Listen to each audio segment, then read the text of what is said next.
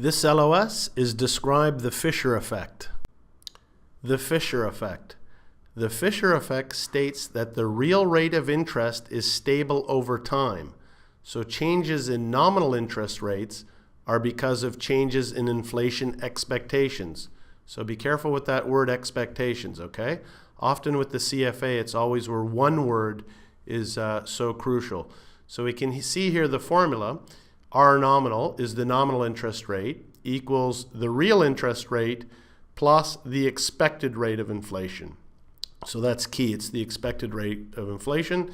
So investors demand a risk premium for bearing uncertainty regarding inflation and real growth, because if there's inflation, it's going to decrease my purchasing power, okay?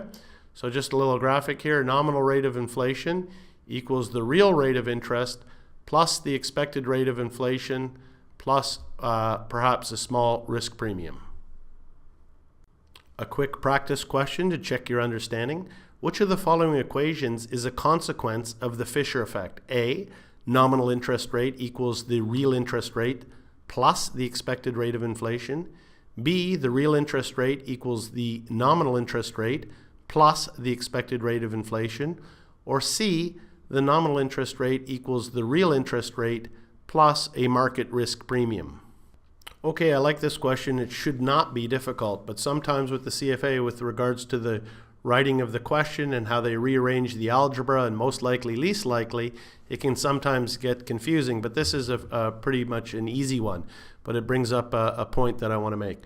So A is correct. The Fisher effect implies that changes in the nominal interest rate reflect changes in expected inflation, which is consistent with the formula nominal interest rate equals the real interest rate plus the expected rate of inflation, okay?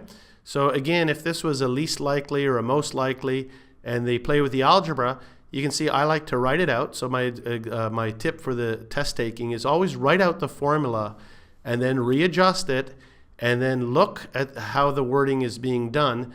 Don't always work these out in your head. So even though this one is easy, I would write out the formula, nominal interest rate equals the real interest rate plus the expected rate of inflation, and I see that is true. That matches with A exactly, okay? But you can see I rewrote the equation below. Nominal interest rate minus the expected rate of inflation equals the real interest rate. So I could anticipate that there could be a question with regards to least likely for the real interest rate.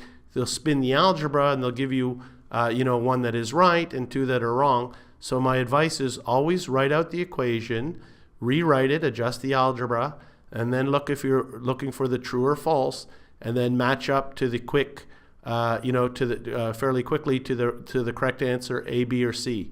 Don't always work them out in your head. Make it very mechanical, and that way you'll really reduce the probability of making any silly mistakes, okay? Another quick practice question. The proposition that the real interest rate is relatively stable is most closely associated with A, the Fisher effect, B, money neutrality, or C, the quantity of money theory. Okay, A is correct. The Fisher effect is based on the idea that the real interest rate is relatively stable. Changes in the nominal interest rate result from changes in expected inflation.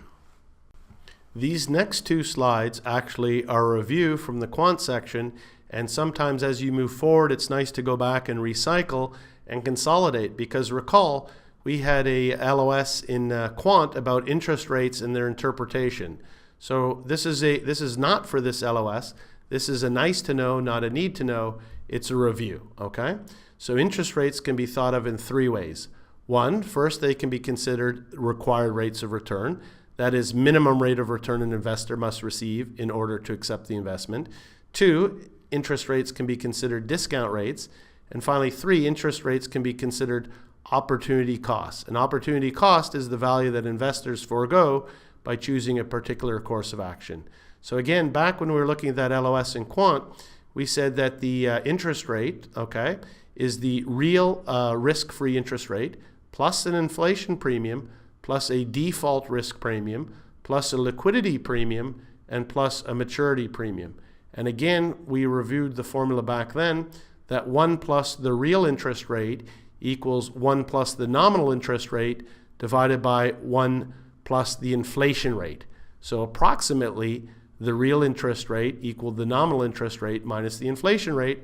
And again, coming back to what we've just been looking at here in the economics section, is that the nominal interest rate is therefore approximately equal to the real interest rate plus the inflation. So again, just continuing, so 1 plus the real interest rate equals 1 plus the nominal interest rate over 1 plus the inflation rate. So again, in this section of the economics, when we're talking about the inflation, we've added the word expected inflation. Okay, that's why I said it was very important for this section to include the word expected. So then we just had a little example here. Nominal interest rate is 3%, and let's say that's expected inflation equals 2%. So approximately the real interest rate is 3 minus 2 equals 1. However, if you do the algebra the way that we should, you can see 1 plus the nominal interest rate divided by 1 plus the inflation rate. So 1.03 divided by 1.02 actually gives us a real interest rate of 0.98039. Okay, so that was just a quick little review of something that we looked back in the quants, and we cycled it back in here with our discussion on the Fisher effect. And that's the last slide for this LOS. Thank you.